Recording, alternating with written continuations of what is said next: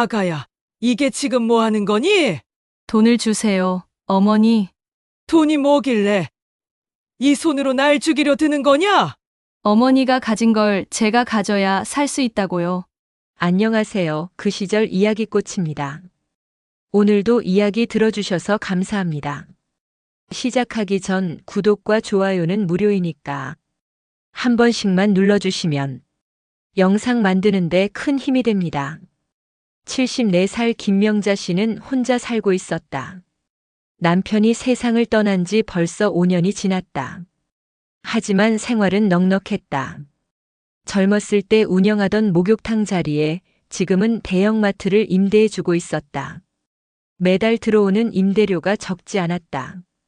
월 450만 원씩 꼬박꼬박 들어왔다. 게다가 작은 상가 3개도 갖고 있었다. 여기서도 매달 120만 원 정도가 들어왔다. 혼자 살기에는 충분한 수입이었다. 자식들에게 손 벌릴 필요도 없었다. 오히려 용돈을 주곤 했다. 명자 씨는 검소한 생활을 했다. 돈을 함부로 쓰지 않았다. 하지만 필요한 곳에는 아낌없이 썼다. 교회 헌금도 꾸준히 했고 이웃을 돕는 일도 자주 했다. 아들 준석이는 결혼한 지 6년 됐다. 며느리 소영이와는 그럭저럭 지내왔다. 특별히 친하지는 않았지만 크게 문제될 것도 없었다. 서로 예의만 지키며 지냈다. 소영이는 조용한 성격이었다. 말수도 적고 표정도 무덤덤했다. 명절에 와서도 별말 없이 시어머니 눈치만 살폈다. 준석이가 소영아, 어머니께 인사드려라고 해야 겨우 작은 목소리로 안녕하세요라고 하는 정도였다. 처음에는 수줍어서 그런 줄 알았다. 시간이 지나면 나아질 거라 생각했다. 하지만 몇 년이 지나도 변하지 않았다. 명자 씨도 점점 포기하게 됐다. 그냥 그런 성격이구나 하고 받아들였다. 그런데 최근 몇 달 사이 소영이가 완전히 달라졌다. 갑자기 친절해지기 시작한 것이다. 마치 다른 사람이 된 것 같았다. 어머님 안녕하세요. 밝은 목소리로 인사했다. 예전에는 일주일에 한 번도 연락하지 않았는데 이제는 이틀에 한 번씩 전화를 했다. 어머님 식사는 하셨어요? 몸은 괜찮으시죠? 날씨가 추운데 감기 조심하세요. 전에는 듣기 어려웠던 말들이었다. 명자 씨는 처음엔 기분이 좋았다. 며느리가 시어머니를 챙겨주니까 드디어 마음을 열었나 보다 생각했다. 하지만 며칠 지나니 이상했다. 너무 갑작스럽게 변한 것 같아서였다. 사람이 하루아침에 이렇게 180도 달라질 수 있을까? 뭔가 부자연스러웠다. 이웃집 박씨 할머니도 눈치챘다. 명자야, 요즘 며느리가 자주 오네. 차 소리가 계속 들려. 그러게 말이야. 명자 씨가 답했다. 예전과 완전히 달라졌어. 좋은 일 아닌가? 며느리가 시어머니 챙겨주는 게. 그렇긴 한데. 좀 이상해. 박씨 할머니도 궁금해했다. 뭐가 이상한데? 갑자기 너무 친절해졌어. 마치 무슨 목적이라도 있는 것 같아. 설마 내가 너무 예민한 거 아냐? 하지만 명자 씨는 마음이 불편했다. 70년 넘게 살면서 쌓인 직감이 뭔가 이상하다고 속삭였다. 너무 갑작스러운 변화였기 때문이다. 어느 날은 비싼 과일을 들고 왔다. 어머님 이거 드세요. 참외 한 상자였는데 값이 만만치 않아 보였다. 포장지를 보니 백화점에서 산 것 같았다. 한 상자에 10만 원은 할 것 같았다. 괜찮다, 이런 거 안 사와도 돼. 어머님 건강이 중요하죠. 좋은 것만 드셔야 해요. 소영이가 웃으며 말했다. 예전에는 보기 힘들었던 미소였다. 앞으로 자주 사다 드릴게요. 어머님이 좋아하시는 과일로요. 그 말을 듣고 더 이상해졌다. 평소 알뜰한 소영이가 갑자기 이런 비싼 선물을? 준석이 월급이 그렇게 많지도 않은데. 또 다른 날은 건강보조식품을 가져왔다. 이거 드시면 무릎에 좋대요. 연골에도 좋고 염증도 줄여준다고 해요. 홍삼 제품이었는데 꽤 비싸 보였다. 한 박스에 30만 원은 할 것 같았다. 소영아, 돈 아까우니까 그만해. 이런 거 안 사도 돼. 어머님이 건강하셔야 저희도 마음이 편하죠. 돈은 다시 벌면 되지만 건강은 잃으면 돌이킬 수 없잖아요. 소영이의 말에는 묘한 구석이 있었다. 뭔가 다른 의미가 숨어 있는 것 같았다. 마치 대본을 읽는 것처럼 들렸다. 그리고 요즘 제가 아르바이트도 시작했어요. 온라인 쇼핑몰 관리 일이에요. 새로운 소식이었다. 준석이는 소영이가 아르바이트 한다는 얘기를 한 적이 없었는데. 그래? 준석이는 알고 있니? 아직 말 안 했어요. 깜짝 선물하려고요. 뭔가 앞뒤가 맞지 않았다. 하지만 더 묻기는 어려웠다. 이웃집 박씨 할머니와 차를 마시며 얘기했다. 요즘 우리 며느리가 너무 달라졌어. 어떻게? 갑자기 비싼 선물을 자꾸 사다 주는 거야. 홍삼이며 과일이며. 한 달에 100만 원은 쓰는 것 같아. 그거 좋은 거 아냐? 효도하는 거지. 그런데 말이야, 준석이 월급으로는 어려울 텐데. 어디서 그 돈이 나오는지. 박씨 할머니도 고개를 갸웃했다. 그러고 보니 이상하네. 혹시 빚이라도 지는 건 아닐까? 그날 밤 명자 씨는 잠을 이룰 수 없었다. 뭔가 불길한 예감이 들었다. 사람이 하루아침에 이렇게 변할 수 있을까? 분명 뭔가 이유가 있을 거라 생각했다. 며칠 후 소영이가 또 찾아왔다. 이번에는 꽃까지 들고 왔다. 어머님, 이번 주말에 여행 어떠세요? 갑작스러운 제안이었다. 여행? 네, 바다 구경하러 가요. 날씨도 좋아지고 있고 어머님 기분 전환도 하실 겸요. 소영이가 신나게 설명하기 시작했다. 정말 좋은 펜션을 찾았거든요. 바다가 한눈에 내려다 보이는 곳이에요. 경치도 예쁘고 공기도 맑대요. 명자 씨는 당황스러웠다. 며느리가 여행을 제안하다니 결혼 후 처음 있는 일이었다. 지금까지 명절에 와서도 빨리 가고 싶어 했는데. 준석이도 같이 가니? 남편은 회사 일이 너무 바빠서요. 중요한 프로젝트가 있다고 하더라고요. 소영이가 아쉬운 듯 답했다. 그래서 저희 둘이서만 가려고요. 어머님과 단둘이 시간도 보내고 싶고요. 더욱 의외였다. 시어머니와 단둘이 여행을? 평소 말 한마디 제대로 안 하던 소영이가 괜찮다, 집이 편해. 명자 씨가 거절했다. 여행은 젊은 사람들이나 하는 거지. 나이 든 사람이 뭔 여행이야. 하지만 소영이는 포기하지 않았다. 어머님, 한 번만 가봐요. 평생 집에만 계시면 답답하시잖아요. 가끔은 바깥 공기도 쐬시고 새로운 곳도 보셔야죠. 목소리에 간절함이 있었다. 마치 꼭 가야만 하는 이유가 있는 것 같았다. 그리고 제가 어머님과 제대로 대화해 본 적이 별로 없잖아요. 이참에 많은 얘기도 나누고 싶어요. 그 말을 들으니 마음이 약간 움직였다. 며느리가 이렇게까지 말하는데.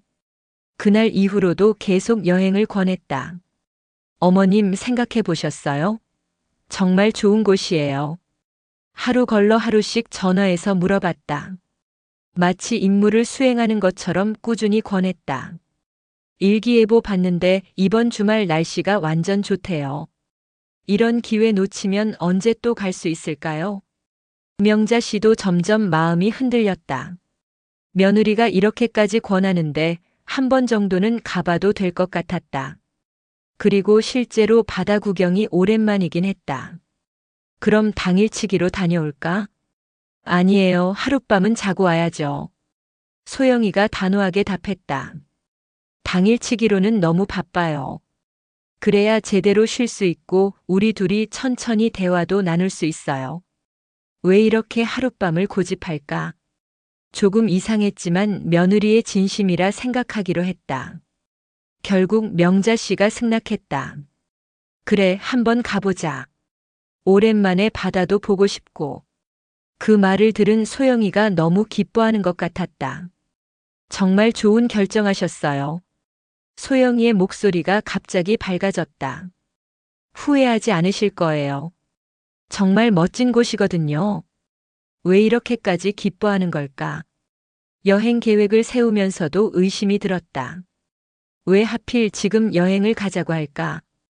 갑자기 친절해진 것도 그렇고 뭔가 이상한 구석이 있었다. 하지만 이미 약속을 했으니까 일단 가보기로 했다. 혹시 며느리가 진심으로 시어머니를 모시려는 마음일 수도 있었다. 사람이 변할 수도 있는 거고. 준석이에게 물어봤다. 소영이가 나랑 여행 간다는데 너는 정말 못 가는 거야? 어머니 정말 죄송해요. 아들도 미안해했다. 회사에서 새로운 프로젝트가 시작돼서 주말에도 나가야 해요. 너는 왜 안 가니? 가족여행인데. 다음에는 꼭 함께 가겠어요. 어머니, 소영이랑 재밌게 다녀오세요. 아들도 별다른 의심 없이 말했다. 오히려 기뻐하는 것 같았다. 소영이가 요즘 어머님께 정말 잘해드리더라고요. 고마워요. 며느리와 단둘이 여행을 가게 됐다. 결혼 후 처음 있는 일이었다. 어떤 대화를 나눠야 할지 벌써부터 걱정이 됐다. 평소 대화를 거의 안 했는데 하루 종일 둘이서 있으면 뭘 얘기할까? 하지만 한편으로는 기대도 됐다. 며느리와 제대로 대화해 볼 수 있는 기회니까. 어떤 사람인지 어떤 생각을 하고 사는지 알아볼 수 있겠다. 여행 당일 아침 새벽 7시에 소영이가 왔다. 예정보다 1시간 빨랐다. 어머님 준비 다 하셨어요? 평소보다 더 밝은 표정이었다. 뭔가 들뜬 것 같았다. 이렇게 일찍 와도 되는 거야? 아직 시간이 많이 남았는데. 일찍 출발해서 천천히 가려고요. 중간중간 구경도 하면서요. 짐은 많이 안 가져가셔도 돼요. 필요한 건 거의 다 준비해뒀거든요. 명자 씨는 간단히 짐을 챙겼다. 갈아입을 옷 2벌과 세면도구 그리고 상비약 정도만 가져갔다. 하룻밤 자고 올 거라서였다. 어머님 차에 타세요. 소영이가 직접 문을 열어줬다. 이런 적이 없었는데. 편안하게 앉으세요. 멀미약도 준비했어요. 평소와는 완전히 다른 친절함이었다. 마치 VIP를 모시는 것 같았다. 차 안에서 음악을 틀어줬다. 어머님 이런 노래 좋아하시죠? 옛날 가요였다. 명자 씨가 즐겨 듣는 장르였다. 그래, 이런 거 좋아해. 어떻게 알았니? 평소에 관심 갖고 지켜봤어요. 정말? 그런 티를 낸 적이 없었는데. 운전하면서도 계속 말을 걸었다. 오늘 날씨가 참 좋네요. 여행하기 딱 좋은 날씨예요. 바다가 정말 예쁠 거예요. 사진도 많이 찍어드릴게요. 평소 말수 적던 소영이가 이상하게 수다스러워졌다. 소영아, 왜 갑자기 여행 가자고 했니? 명자 씨가 궁금해서 물었다. 그냥 어머님이 심심하실까 봐서요. 혼자 계시니까 답답하실 것 같아서. 예전에는 이런 제안 안 했잖니. 오히려 빨리 가고 싶어 하는 것 같았는데. 소영이가 잠깐 당황하는 것 같았다. 핸들을 꽉 쥐었다. 죄송해요. 그동안 신경을 못 써드려서. 소영이가 사과했다. 결혼 후에 어머님께 잘못했어요. 이제부터는 자주 모실게요. 진짜 효부가 되겠어요. 말은 그럴듯했지만 뭔가 어색했다. 마치 연기하는 것 같았다. 고속도로를 달리면서 소영이가 계속 얘기했다. 어머님 혹시 유언장 같은 거 써두셨어요? 갑작스러운 질문이었다. 유언장? 그런 건 왜? 아니에요, 그냥. 요즘 사람들이 다 미리 준비한다고 해서요. 이상한 질문이었다. 왜 갑자기 유언장 얘기를 꺼낼까? 나이가 있으시니까 미리미리 준비해 두시면 좋을 것 같아서요. 아직 그럴 나이 아니야.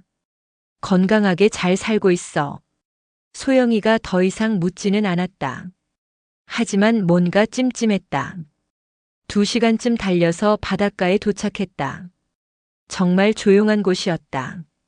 주변에 사람들도 별로 없었다. 관광객들이 많이 찾는 곳은 아닌 것 같았다. 여기가 그 유명한 바닷가야? 네, 사람들이 잘 모르는 숨은 명소예요.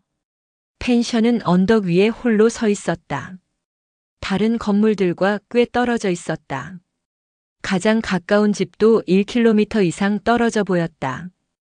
여기가 그 펜션이야? 너무 외진 곳인 것 같은데. 그래서 더 좋은 거죠. 조용해서 푹 쉴 수 있어요. 확실히 경치는 좋았다.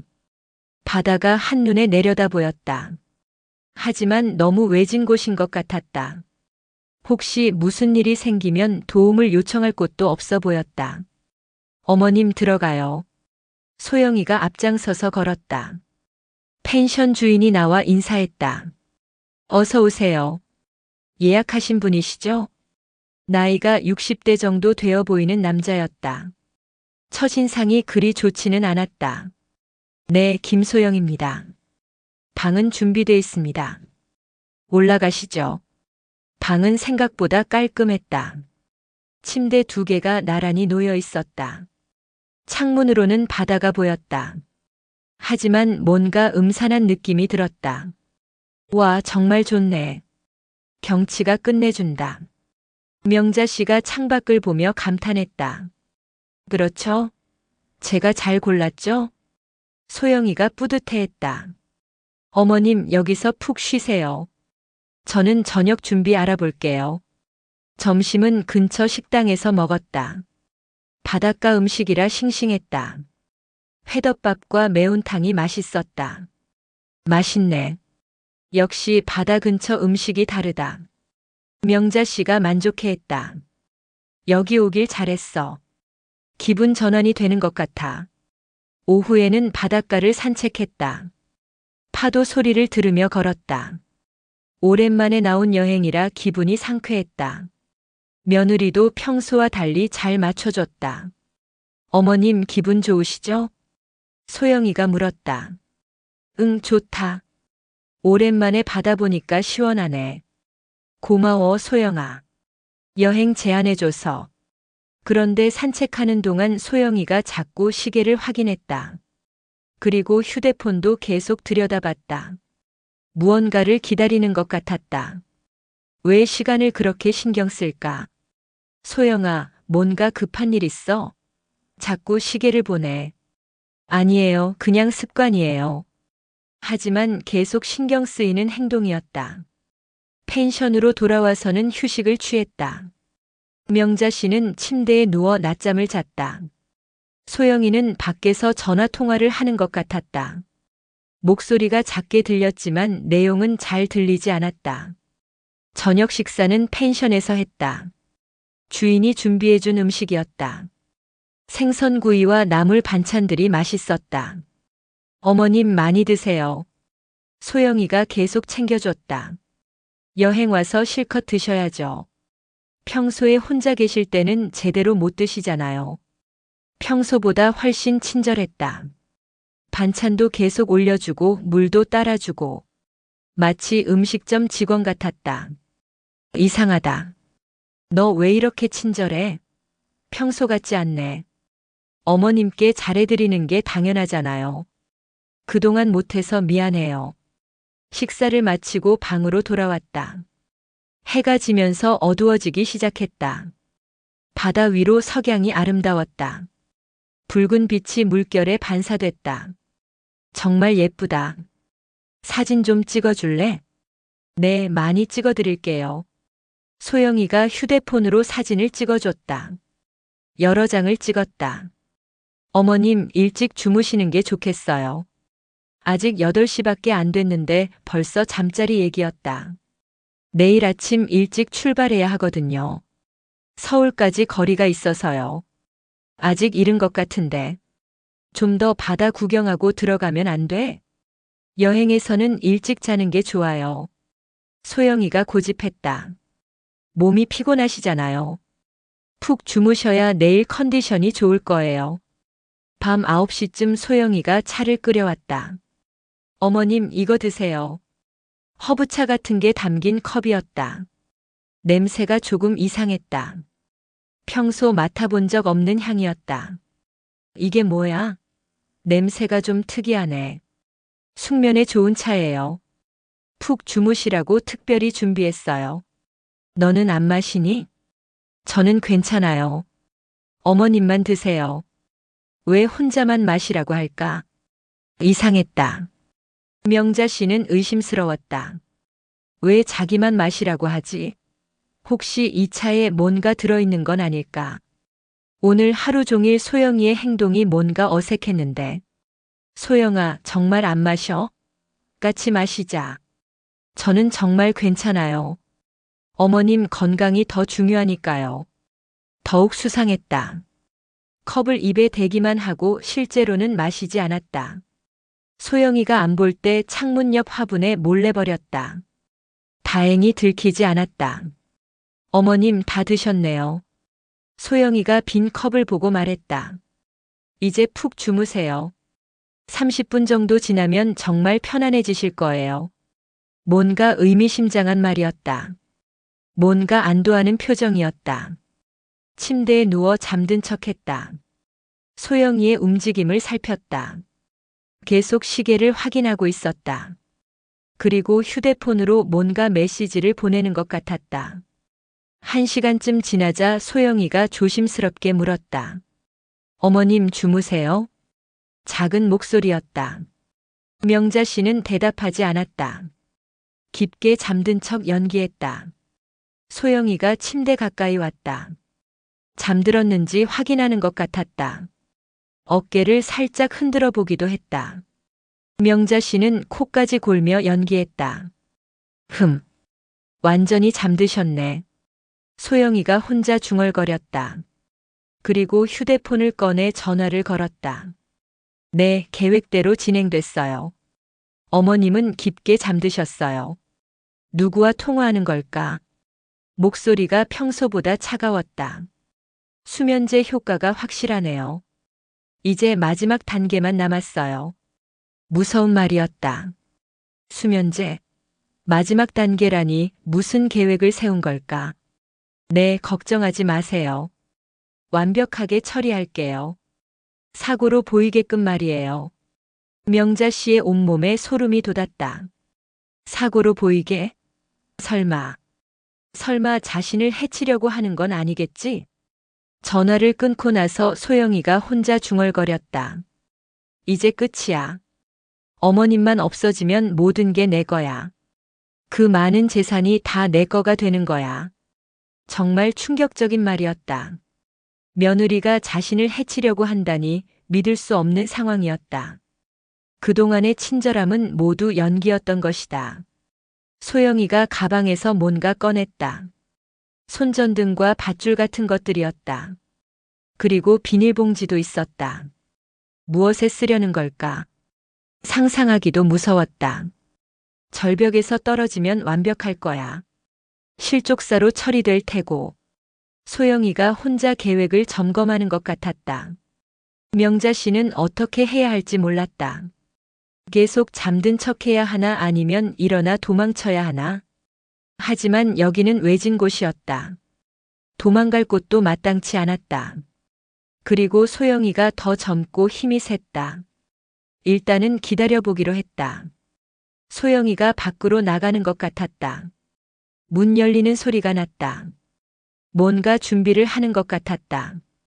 창문 틈으로 내다보니 소영이가 펜션 뒤쪽을 살피고 있었다. 손전등으로 길을 비추며 뭔가 확인하고 있었다. 30분 정도 지나서 다시 들어왔다. 그리고 또 전화를 걸었다. 네, 길 확인했어요.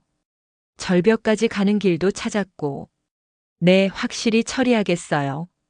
정말 구체적인 계획이 있는 것 같았다. 명자 씨는 온몸이 떨렸다. 70년 넘게 살면서 이런 공포를 느껴본 적이 없었다. 새벽 2시경 소영이가 명자 씨를 깨웠다. 어머님 일어나세요. 목소리가 완전히 달랐다. 차갑고 단호했다. 어디 가셔야 해요? 명자 씨는 놀란 척하며 일어났다. 어디를 가는데? 이 시간에? 중요한 걸 보여드릴 게 있어요.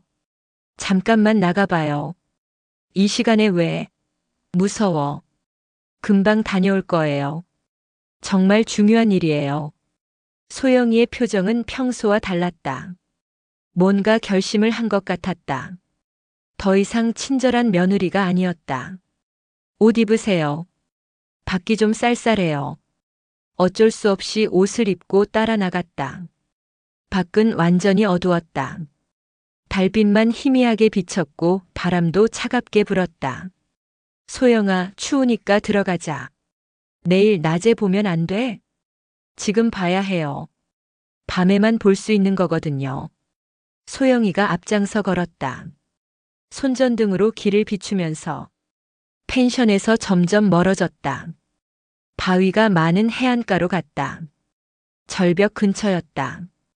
아래로는 파도가 세게 부딪혔다. 파도 소리가 무섭게 울렸다. 소영아, 여기는 위험해. 발 헛디디면 큰일 나. 괜찮아요. 조심해서 걸으면 돼요. 하지만 계속 절벽 가까이로 갔다. 정말 위험한 곳이었다. 여기서 뭘 하는 거야? 명자 씨가 불안해했다. 소영아, 무서우니까 들어가자. 하지만 소영이는 듣지 않았다. 어머님, 여기 서세요. 소영이가 절벽 가장자리를 가리켰다. 저기에서 바다를 보세요. 야경이 정말 예쁘거든요. 위험한 곳이었다. 한 걸음만 잘못하면 바로 바다로 떨어질 것 같았다. 거기는 위험해. 발을 헛디디면 떨어져. 명자 씨가 거부했지만 소영이는 강요했다. 괜찮아요. 제가 잡고 있을게요. 그때 소영이가 본색을 드러냈다. 어머님, 죄송해요. 갑자기 명자 씨를 밀기 시작했다. 힘이 샜다. 하지만 어쩔 수 없어요. 이렇게 할 수밖에 없어요. 소영아, 뭘 하는 거야? 명자 씨가 소리쳤다. 왜 이런 짓을? 미쳤어? 하지만 소영이는 계속 밀었다. 눈빛이 완전히 달라져 있었다. 여기서 떨어지면 완벽한 사고로 보일 거예요. 그냥 실족사로 처리될 거고 아무도 의심하지 않을 거예요. 계획적인 범죄였다. 치밀하게 준비한 것 같았다. 아가야, 제발 그만해. 날 좀 살려다오. 명자 씨가 애원했다.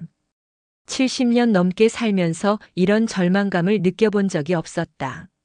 하지만 소영이는 냉정했다. 마치 다른 사람이 된 것 같았다. 살려드리면 제가 못 살아요. 어머님이 계시는 한 저희는 평생 가난하게 살 수밖에 없어요. 충격적인 고백이었다. 돈이 뭐길래 내 손으로 날 죽이려 드는 거냐? 명자 씨가 절규했다. 믿을 수 없는 상황이었다. 가족이라고 생각했던 사람에게 배신당하다니. 돈이 아니라 생존이에요. 어머님 재산이 없으면 우리는 끝장이에요. 준석이 월급으로는 아무것도 할 수 없어요. 정말 무서운 말이었다. 그럼 말하지 그랬니? 도움이 필요하면 얘기했으면 됐잖아. 말로 해결될 문제가 아니에요. 어머님은 절대 재산을 넘겨주지 않을 테니까. 소영이가 확신에 찬 목소리로 말했다. 그리고 사실 저는 준석이보다 더 좋은 사람을 만났어요. 새로운 충격이었다. 뭐? 다른 남자요. 그 사람과 새로운 시작을 하려면 돈이 필요해요. 어머님 재산으로 새 삶을 살고 싶어요. 정말 충격적인 고백이었다. 불륜까지 저지르고 있었던 것이다. 준석이는 알고 있니? 우리 아들도 이 일을 알고 있는 거야? 명자 씨가 물었다. 가장 궁금한 것이었다. 남편은 모르죠. 바보니까. 하지만 어머님이 안 계시면 분명히 좋아할 거예요. 그러면 저도 자유로워지고요. 섬뜩한 말이었다. 명자 씨는 절망스러웠다. 믿었던 며느리에게 배신당한 것도 아들까지 속아 있는 것도 모든 게 무너지는 기분이었다. 내가 뭘 잘못했니? 너한테 잘못한 게 있었니? 나쁘게 대한 적 있었니? 마지막으로 물었다. 정말 이유를 알고 싶었다. 잘못한 건 없어요. 소영이가 담담하게 말했다. 하지만 어머님이 계시는 한 저희는 평생 그 그늘에서 살아야 해요. 재산도 자유도 없이요. 그럼 직접 말하지 그랬니? 독립하고 싶다고, 도움이 필요하다고. 말해서 뭐해요? 어차피 조금씩밖에 안 주실 거면서. 저는 한 번에 다 가져야 해요. 탐욕이 드러났다. 처음부터 재산만 노린 것 같았다. 누가 안 준다고 했어? 필요하면 얼마든지 줄 수 있어. 통장도 있고 부동산도 있어. 명자 씨가 반박했다. 이제 와서 그런 말씀 하셔도 소용없어요. 이미 계획은 시작됐거든요. 소영이가 차갑게 말했다. 그리고 죽은 사람이 더 확실해요. 살아있으면 언제든 마음 바뀔 수 있으니까. 정말 치밀한 계획이었다. 처음부터 살인이 목적이었던 것이다. 다시 밀기 시작했다. 명자 씨는 균형을 잃을 뻔했다. 발끝에서 작은 돌들이 굴러떨어졌다. 아래로 한참 뒤 물소리가 났다. 정말 높은 절벽이었다. 최소 50m는 될 것 같았다. 여기서 떨어지면 절대 살 수 없을 것 같았다. 제발 소영아. 이런 짓 하지 마라. 우리 가족이잖아. 명자 씨가 마지막으로 애원했다. 가족이라고요? 소영이가 비웃었다. 저한테 가족 취급해 준 적 있어요? 항상 남 취급하면서 아들만 편애하면서요. 그 말을 듣고 명자 씨도 화가 났다. 그럼 가족답게 행동했어야지. 결혼 후에 얼마나 차갑게 굴었는데. 인사도 제대로 안 하고. 그건 소영이가 잠깐 당황했다. 어차피 지나간 일이에요. 이제 끝내야 해요. 다시 밀기 시작했다. 이번엔 진짜 위험했다. 바로 그때 명자 씨가 결심했다. 이대로 당할 수는 없다. 마지막까지 버텨야겠다. 죽더라도 저항하고 죽겠다. 소영이가 마지막으로 밀려던 순간 명자 씨가 재빨리 몸을 돌렸다.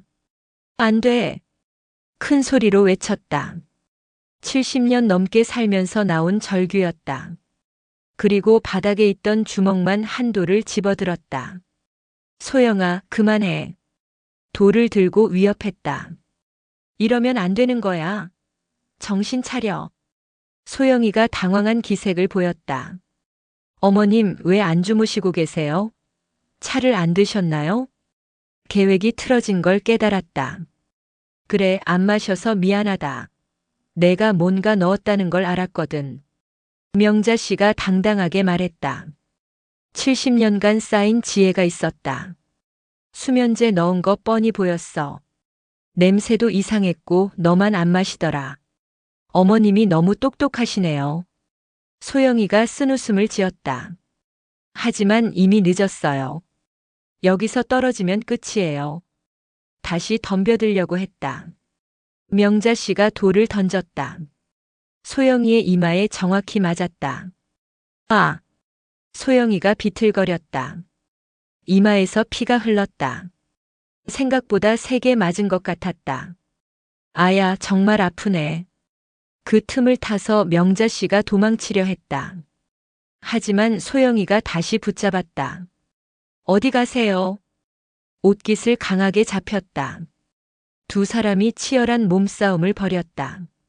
절벽 가장자리에서 위험한 싸움이었다. 한 사람이라도 실수하면 함께 떨어질 수 있었다. 나 달라고. 명자 씨가 소리쳤다. 살려줘. 누가 좀 도와주세요. 하지만 주변에는 아무도 없었다. 펜션도 멀리 떨어져 있었다. 바다 소리만 요란했다. 소영이가 더 젊고 힘이 셌다. 서서히 명자 씨를 절벽 쪽으로 밀어붙였다. 어머님, 그만 포기하세요. 이렇게 하면 더 고생만 해요. 숨이 거칠어졌다. 제발, 그냥 편안하게 가세요. 아프지 않게 해드릴게요. 명자 씨의 발 뒤꿈치가 절벽 끝에 닿았다. 한 걸음만 더 물러나면 떨어질 것 같았다. 정말 위험한 순간이었다. 아래를 내려다보니 까마득했다. 파도가 바위에 부딪히는 소리가 무서웠다. 이제 끝이에요. 편안하게 가세요. 소영이가 마지막 힘을 냈다. 명자 씨를 밀어내려고 했다. 그때 명자 씨가 마지막 힘을 짜냈다. 소영이의 정강이를 발로 세게 찼다. 으악! 소영이가 균형을 잃고 비틀거렸다. 예상치 못한 반격이었다. 둘 다 바닥에 넘어졌다. 하지만 다행히 절벽에서는 벗어났다. 명자 씨가 재빨리 일어났다. 놓아! 소영이의 손을 뿌리치고 일어섰다. 그리고 산길 아래로 뛰기 시작했다. 울퉁불퉁한 길이라 위험했지만 어쩔 수 없었다. 어머님, 어디 가세요? 소영이도 뒤쫓아왔다. 이마에서 피가 계속 흘렀지만 포기하지 않았다. 소용없어요. 여기는 산속이에요. 손전등으로 비추며 따라왔다. 명자 씨는 어둠 속에서 필사적으로 도망갔다. 가시덤불에 걸려 넘어지고 돌에 부딪혀 굴러가면서도 계속 내려갔다. 온몸이 상처투성이가 됐다. 무릎에서는 피가 흘렀고 팔도 가시에 긁혀 상했다. 하지만 멈출 수 없었다. 살겠다는 생각뿐이었다. 어머님! 소영이의 목소리가 점점 멀어졌다. 어디 계세요? 더 다치기 전에 나오세요. 하지만 명자 씨는 대답하지 않았다. 숨소리도 최대한 죽였다. 큰 바위 뒤에 숨었다. 숨을 죽이고 기다렸다. 소영이가 찾아 헤매는 소리가 들렸다. 어머님, 나오세요. 이렇게 하면 더 힘들어져요. 거짓된 걱정이었다. 정말 무서운 여자였다. 절벽에서 떨어지는 게 낫지 여기서 동사하고 싶어요? 협박도 했다. 1시간쯤 기다리자 조용해졌다. 소영이가 포기하고 돌아간 것 같았다. 명자 씨는 조금 더 기다렸다. 혹시 속임수일 수도 있으니까. 새벽 4시쯤 돼서야 움직이기 시작했다. 큰 길까지 나가야 했다. 누군가에게 도움을 요청해야 했다. 산길을 내려가는 것도 쉽지 않았다. 어두워서 길을 제대로 볼 수 없었다. 여러 번 넘어지고 또 넘어졌다.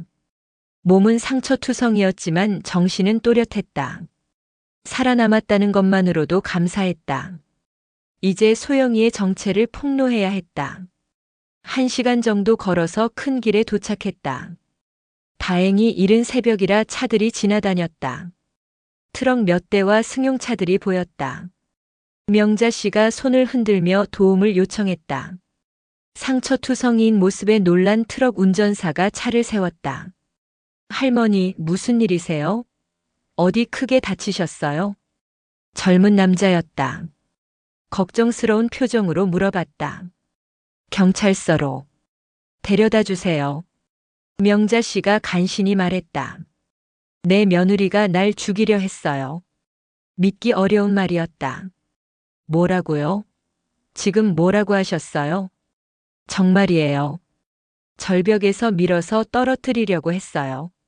명자 씨가 간절히 말했다. 일단 병원부터 가시는 게. 아니에요, 경찰서 먼저요. 명자 씨가 고집했다. 빨리 신고해야 해요. 늦으면 증거를 없앨지도 몰라요. 운전자가 119에 신고했다. 사고 당한 할머니가 계세요. 경찰과 구급차 모두 보내주세요. 다행히 빨리 도움이 왔다. 경찰서에 도착해 응급처치를 받으면서 명자 씨는 자세한 진술을 했다. 며느리가 저를 죽이려고 했어요. 경찰관들이 놀란 표정으로 들었다. 믿기 어려운 얘기였다. 어떻게 죽이려고 했나요? 절벽에서 밀어 떨어뜨리려고 했어요. 명자 씨가 떨리는 목소리로 말했다. 처음에는 차에 수면제를 넣었어요. 저를 정신 잃게 하려고요. 할머니, 증거가 있나요? 정말 중요한 일이거든요. 경찰관이 신중하게 물었다. 펜션에 가보시면 알 거예요. 제가 마시지 않은 차가 화분에 있을 거고 소영이가 가져온 밧줄도 있을 거예요. 차에 뭔가 들어있었다는 말씀인가요? 네, 수면제 같은 걸 넣었을 거예요. 명자 씨가 확신에 찬 목소리로 답했다. 경찰들이 즉시 펜션으로 출동했다. 소영이는 이미 도망간 상태였다. 하지만 현장에는 증거들이 그대로 남아 있었다. 수면제가 든 차와 밧줄이 발견됐다. 화분에 버린 차를 분석해 보니 정말 강한 수면제가 검출됐다. 일반 의약품이 아니네요. 병원에서나 쓰는 전문 의약품입니다. 감식반이 보고했다. 이 정도면 성인도 금세 의식을 잃을 양이에요. 이 정도면 충분한 증거입니다. 수사관이 말했다. 살인미수로 수배령을 내리겠습니다. 다행히 믿어줬다. 처음에는 의심스러워했지만 증거가 확실했다. 며칠 후 소영이가 체포됐다. 서울 집에 숨어 있다가 붙잡혔다. 짐을 싸고 도망갈 준비를 하고 있었다. 저는 억울해요. 끝까지 부인했다. 시어머니가 먼저 저를 밀었어요. 저는 정당방위였다고요. 하지만 증거가 너무 명확했다. 펜션에서 발견된 물증들과 명자 씨 몸에 남은 상처들. 모든 게 소영이의 범행을 입증했다. 준석이도 큰 충격에 빠졌다. 어머니, 정말 죄송합니다. 병원에 찾아와 눈물을 흘렸다. 제가 몰랐어요. 소영이가 이런 사람인 줄 꿈에도 생각 못했어요. 너는 정말 몰랐니? 명자 씨가 의심스럽게 물었다. 소영이가 혼자 한 일이야? 아들을 믿고 싶었지만 어머니, 진짜 몰랐어요. 소영이가 이런 사람인 줄 꿈에도 몰랐습니다. 준석이는 맹세했다. 정말 모르는 것 같았다. 수사 과정에서 소영이의 과거가 드러났다. 대학교 때부터 문제가 있었다. 룸메이트를 괴롭힌 전과도 있었다. 이전 직장에서도 문제를 일으켰어요. 수사관이 설명했다. 동료를 해치려다 그만둔 적이 있습니다.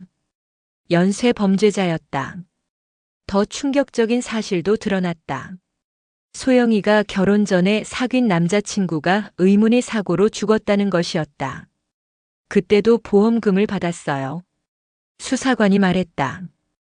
우연의 일치라고 보기 어렵습니다. 정말 무서운 여자였다. 재판이 시작됐다. 소영이는 법정에서도 무죄를 주장했다. 저는 피해자예요. 시어머니가 먼저 공격했다고요. 하지만 증거가 워낙 확실했다. 수면제 검출 결과와 현장 상황. 모든 게 소영이에게 불리했다. 명자 씨가 법정에 증인으로 나왔다. 그 아이가 저를 죽이려고 했어요. 떨리는 목소리로 증언했다. 절벽에서 밀어 떨어뜨리려고 했습니다. 차에 수면제를 넣어 정신을 잃게 하려 했고요. 모든 걸 낱낱이 밝혔다. 왜 그런 짓을 했을까요? 판사가 물었다. 돈 때문이에요. 명자 씨가 답했다. 제 재산을 빨리 차지하고 싶어서요.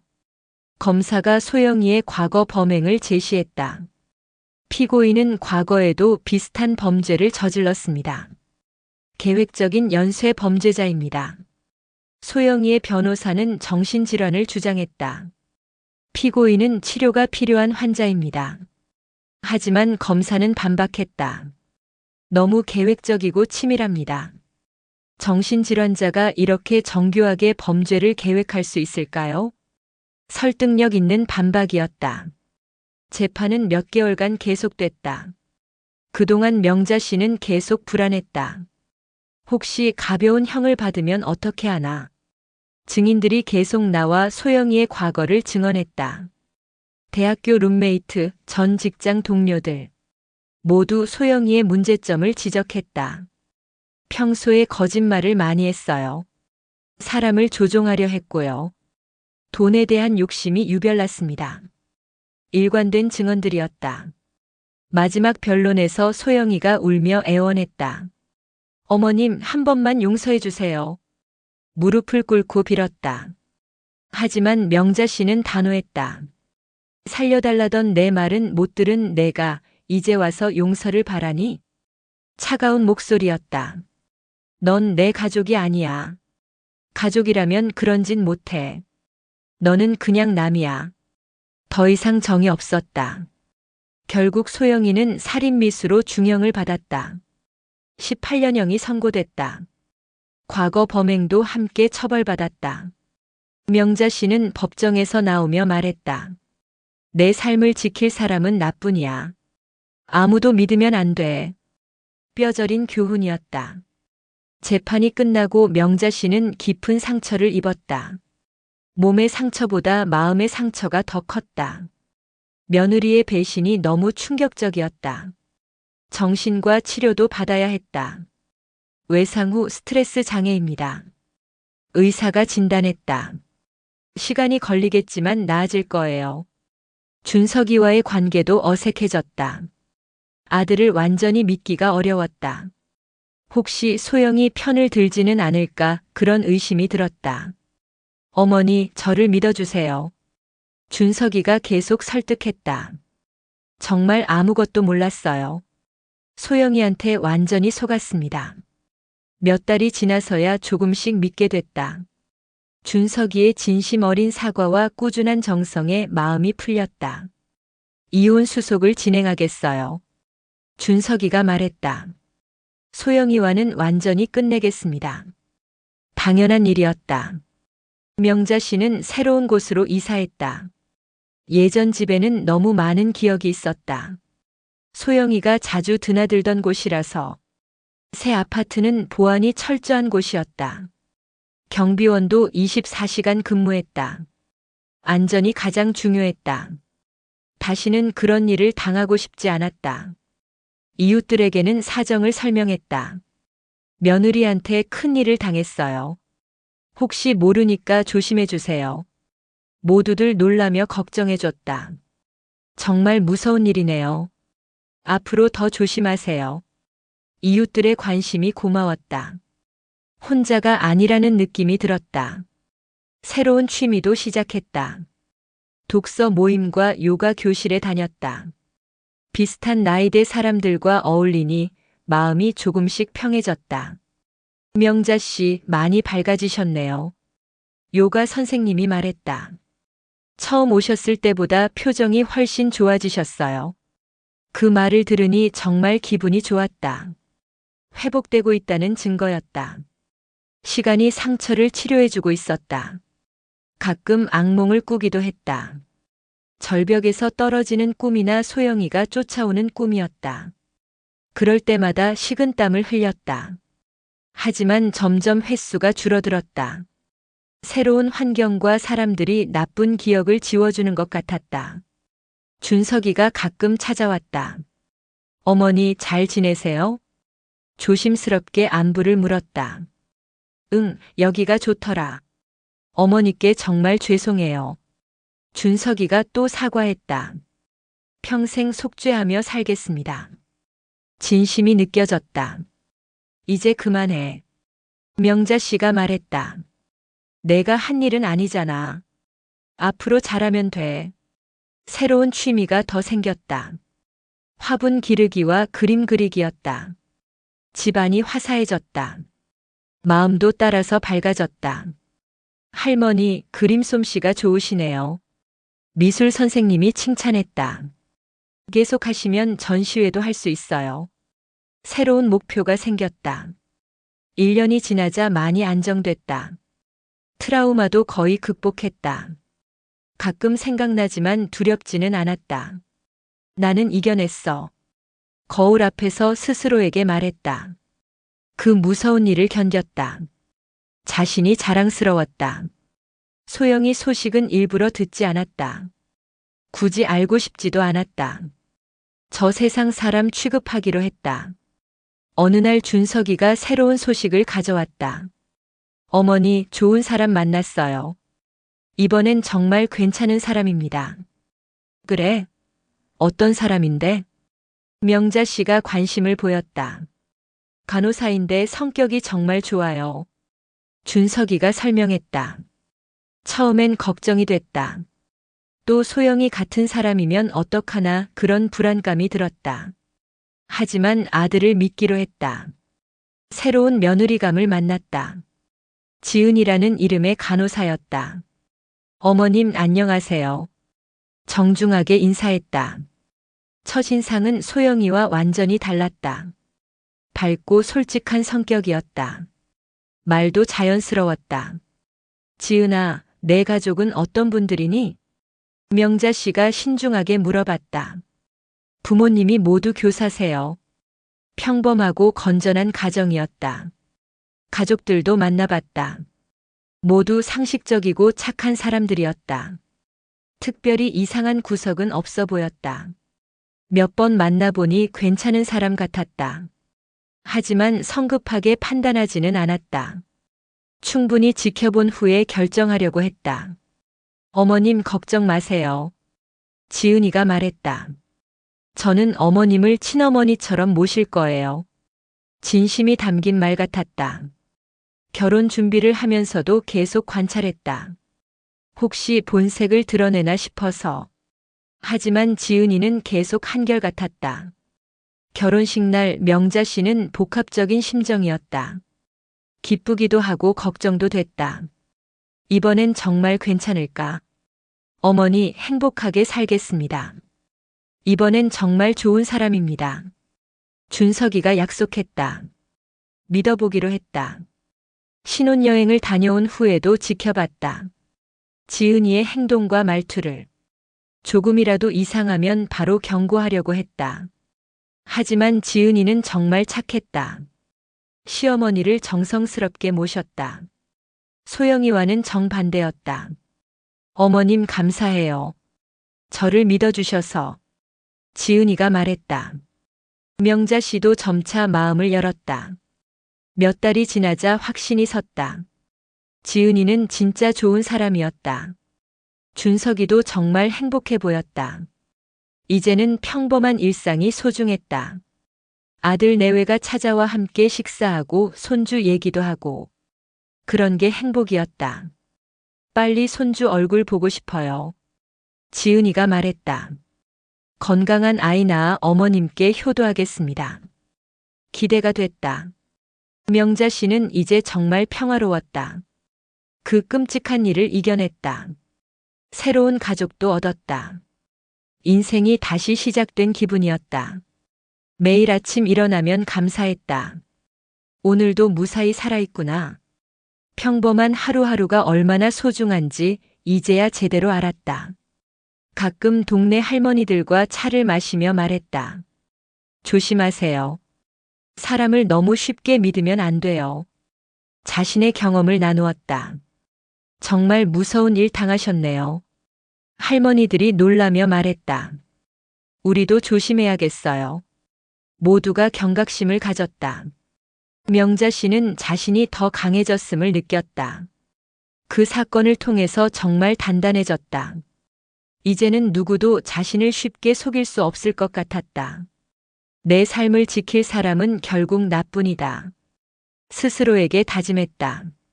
그리고 나를 해치려는 자에게는 더 이상 자비는 없다. 어느 날 신문에서 소영이 기사를 봤다. 교도소에서 모범수로 지낸다는 내용이었다. 하지만 명자 씨는 냉담했다. 연기는 여전하구나. 신문을 접으며 중얼거렸다.